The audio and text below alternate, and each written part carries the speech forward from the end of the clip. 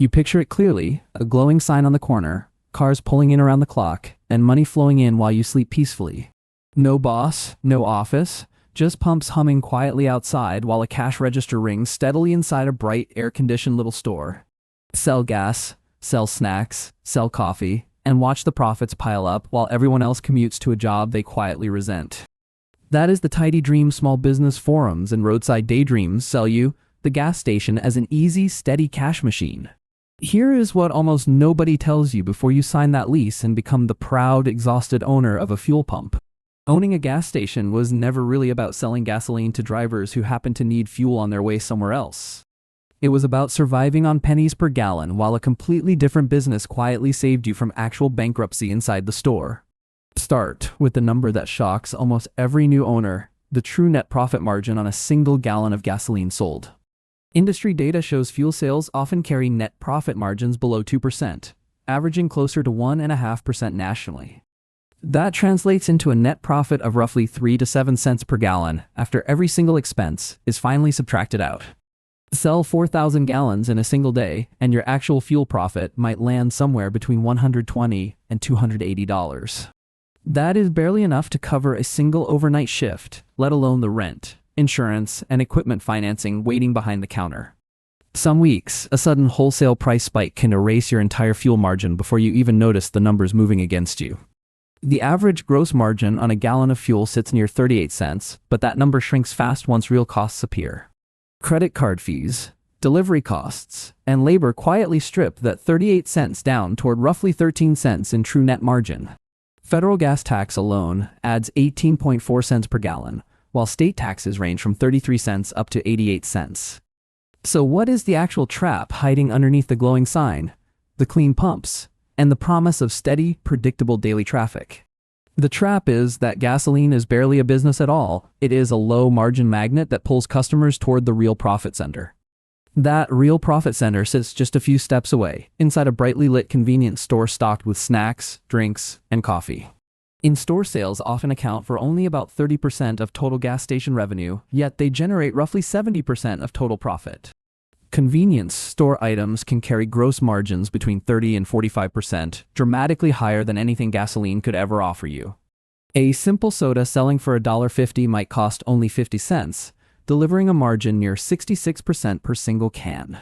Meanwhile, fuel margins hover between 5 and 10% at best, a tenth of what a well-stocked snack aisle can generate. So who actually gets rich from the gas station you are dreaming about buying this year with your hard-earned personal savings? Big oil refiners get rich first, setting wholesale fuel prices that squeeze your margin whenever crude oil costs suddenly spike overnight worldwide. Credit card companies get rich next, quietly charging processing fees that cost the entire convenience store industry over $17 billion in a single year. Snack and beverage distributors get rich supplying the high-margin products that actually keep your gas station financially alive month after month. The city and state governments get rich collecting fuel taxes on every single gallon, whether your station profits or quietly loses money. Equipment lenders get rich financing your pumps, tanks, and canopy, collecting interest whether cars line up outside or the lot sits empty. Insurance companies get rich too, charging steep premiums for underground fuel tanks that carry real environmental and fire-related liability risk daily.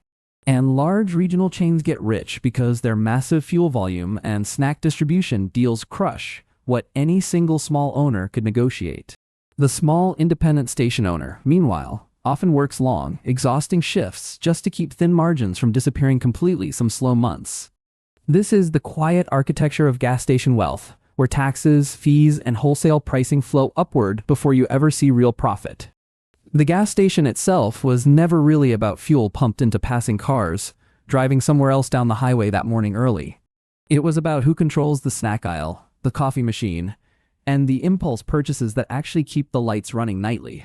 Consider the Sheets family, who bought a single struggling dairy store in Altoona, Pennsylvania, back in 1952 for a modest sum. Bob Sheets took over one of his father's 5 failing dairy shops and slowly rebuilt it around fresh food instead of just milk. His brother Steve joined the business in 1961, eventually becoming general manager and driving much of the company's early growth. The Sheets brothers did not add gasoline until 1973, more than 2 decades after the original dairy store first opened its doors. The company kept its roots in fresh food the entire time, refusing to treat gasoline as anything more than a doorway inside. Made-to-order sandwiches, self-serve coffee, and later even espresso drinks became the real reason customers returned week after week loyally. That single decision to add self-serve pumps quietly transformed a regional food shop into a true modern convenience and fuel destination. By 1983, Sheetz had grown from just 14 stores in 1972 to 100 locations across the region. The company kept expanding state by state, always anchoring each new gas station around fresh, made-to-order food instead of just fuel. By 2024, Sheetz had grown into an enterprise generating well over $10 billion in annual revenue across 7 states.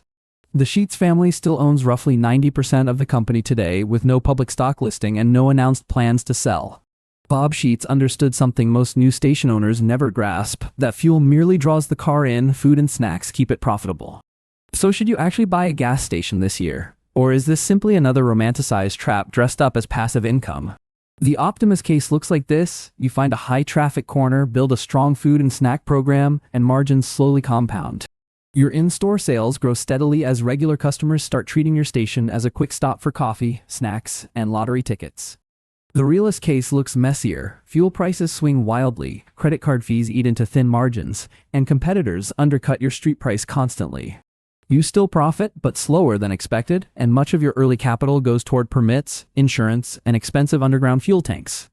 Weather, seasonality, road construction, and holiday travel patterns can also swing your fuel volume dramatically from one slow month to the very next.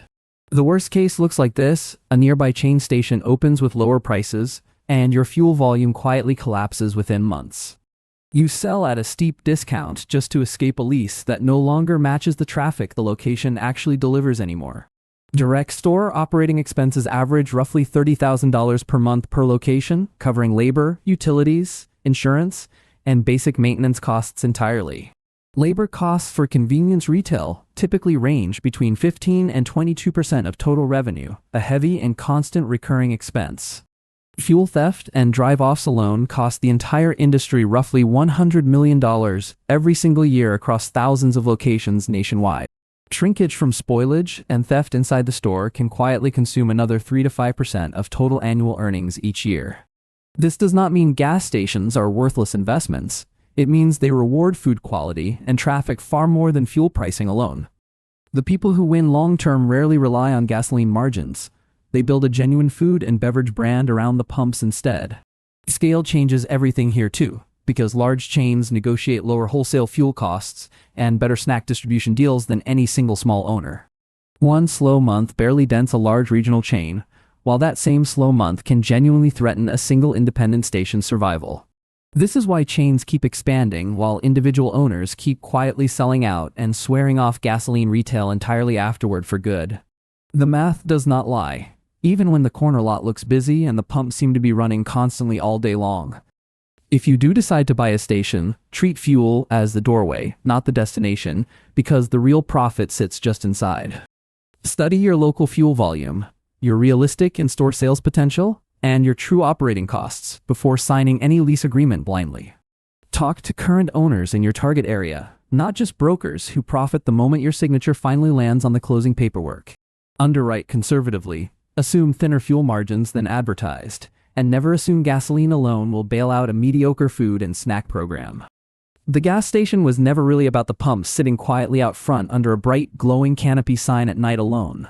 It was about the real difference between someone who sells fuel and someone who actually built a destination people choose to visit.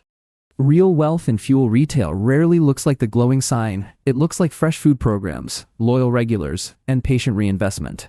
The silent millionaires in this space are not the ones bragging about cheap gas prices. They are the ones perfecting the sandwich menu. They are the operators who quietly tracked snack margins, traffic patterns, and labor costs long before anyone else noticed the real pattern.